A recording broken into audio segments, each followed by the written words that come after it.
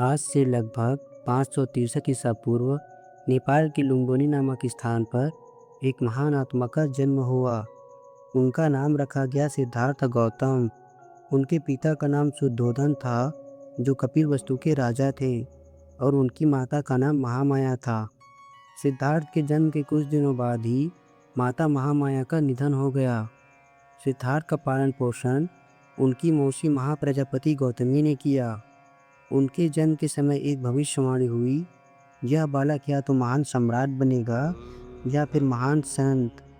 राजा शुद्धोधन नहीं चाहते थे कि उनका पुत्र सन्यासी बने, इसलिए उन्होंने सिद्धार्थ को महल की चार दीवारी में ही रखा, हर सुख सुविधा दी, हर दुख कष्ट से दूर रखा। सिद्धार्थ बड़े होने पर अत्यंत सुंदर, बुद्धिमान और दयालु थे। 16 वर्ष की आयु में उनका विवाह यशोधरा से हुआ।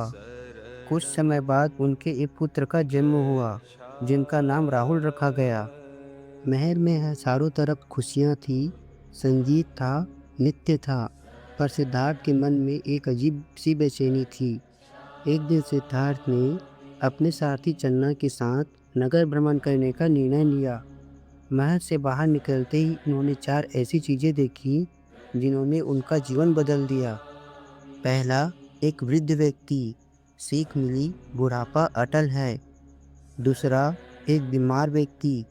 सीख मिली, रोग से कोई नहीं बचता। तीसरा, एक मृत शरीर। सीख मिली, मृत्यु सबकी नियति है। और चौथा, एक शांत सन्यासी।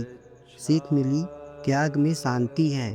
यह सब देखकर सिद्धार्थ के मन में प्रश्न उठा, क्या इस दुख का कोई अंत है?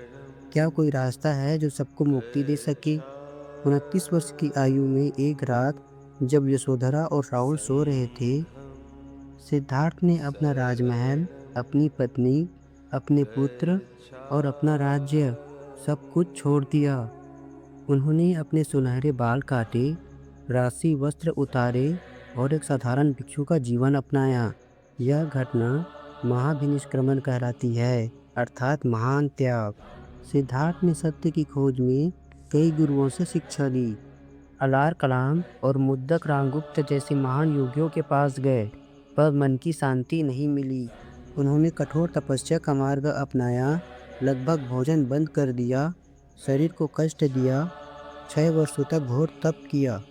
शरीर हड्डियों का ढांचा मात्र रह गया, पर मन की शांति नहीं मिली। तभी उन्हें एहसास हुआ, ना अति भोग सही है, ना अति तप, मध्यम मार्ग ही सत्य है। बिहार के बोध गया में एक पीपल के वृक्ष के नीचे सिद्धार्थ बैठ गए और प्रण किया कि जब तक ज्ञान प्राप्त नहीं होगा, तब तक यहाँ से नहीं उठूंगा। मार, जो कि बुराई का प्रतीक है, उन्होंने सिद्धार्थ को डराने, ललचाने, भटकाने की बहुत कोशिश की, पर सिद्धार्थ अडिग रहे। वैशाख पूर्णिमा की रात गहरे ध्यान में 35 वर्ष की आयु में सिद्धार्थ को संपूर्ण ज्ञान की प्राप्ति हुई। वे बुद्ध बन गए, अर्थात एक जागृत पुरुष। वह पीपल का वृक्ष आज बोधि वृक्ष कहलाता है। ज्ञान प्राप्ति के बाद बुद्ध सारनाथ, वाराणसी के पास पहुँचे। वहाँ उन्होंने अपने 5 पूर्व साथियों को अपना पहला उपदेश दिया। यह घटना धर्म चक्र परिवर्तन कहलाता है। उन्होंने 4 आर्य सत्य बताए। पहला, दुख, अर्थात जीवन में दुख है। दूसरा, दुख का कारण, अर्थात इच्छा दुख का कारण है। तीसरा, दुख का निवारण, अर्थात तृष्णा को समाप्त करो। और चौथा, निवारण का मार्ग है अष्टांगिक मार्ग अपनाओ, अर्थात सम्यक दृष्टि, सम्यक संकल्प, सम्यक वाणी, सम्यक कर्म, सम्यक आजीविका, सम्यक प्रयास, सम्यक स्मृति, सम्यक समाधि। ये 8 बुद्ध के अष्टांगिक मार्ग है। बुद्ध ने अगले 45 वर्षों तक पूरे भारत में घूम घूम कर उपदेश दिया।